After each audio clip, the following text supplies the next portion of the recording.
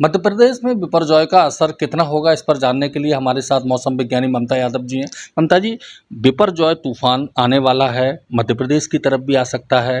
भारत में देखें तो उसकी एंट्री हो गई है, तो मध्य प्रदेश में कब असर होगा और क्या असर होगा, कहाँ कहाँ होगा? ये जो बिपरजॉय तूफान है ये मध्य प्रदेश में 18-19 के आसपास अपनी दस्तक दे सकेगा। राजस्थान यानी साउथ वेस्ट राजस्थान के इलाकों से होता हुआ एक कम दबाव के क्षेत्र के रूप में मध्य प्रदेश का जो उत्तरी इलाका है उसके आसपास इसका प्रभाव देखने को मिलेगा। तो ये नॉर्थ ईस्ट राजस्थान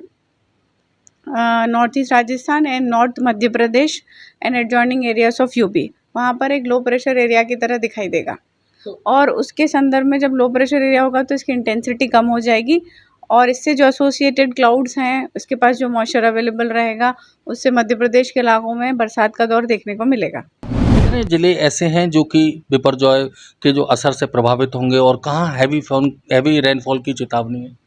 देखिए, बिपरजॉय जो तूफ़ान है वो बेसिकली नॉर्थ मध्य प्रदेश के इलाकों को प्रभावित करेगा और उसमें कुछ ज़िले केंद्रीय मध्य प्रदेश के भी होंगे जिनमें कि बरसात की गतिविधियाँ सक्रिय होंगी।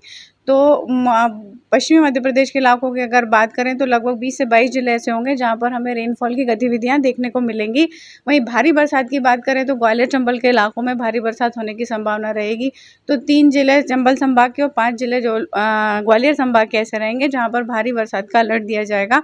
साथ ही साथ नीमच मंदसौर के इलाकों में भी भारी बरसात होने की संभावना बनी रहेगी। ये कब भारी बरसात हो सकती है?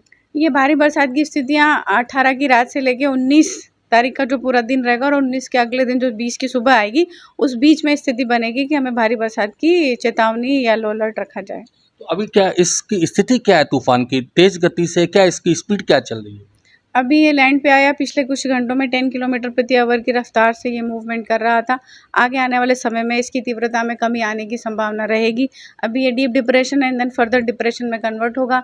उसके बाद एक कम दबाव के क्षेत्र के रूप में बदल जाएगा।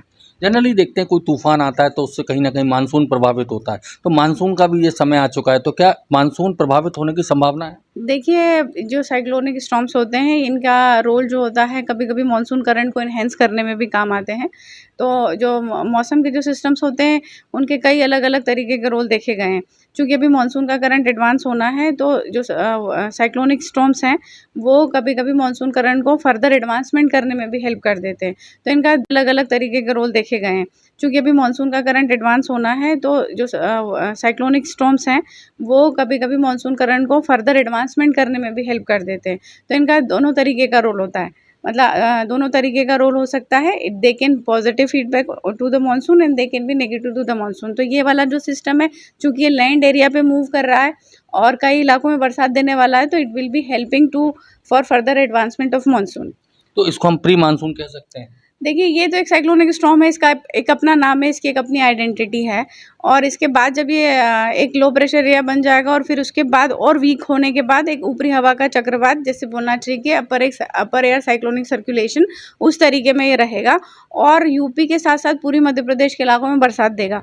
तो जैसे ही ये एक अपर एयर साइसर के रूप में बदलेगा, मॉनसून का ट्रफ एस्टैब्लिश होने की पॉसिबिलिटी रहेगी and then there will be conducive situations to for the further advancement of the monsoon.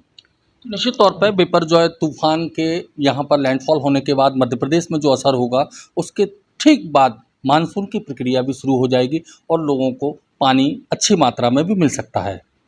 इस समय कैमरामैन मनीष के साथ भोपाल से भारत एक्सप्रेस के लिए अजय भटनागर।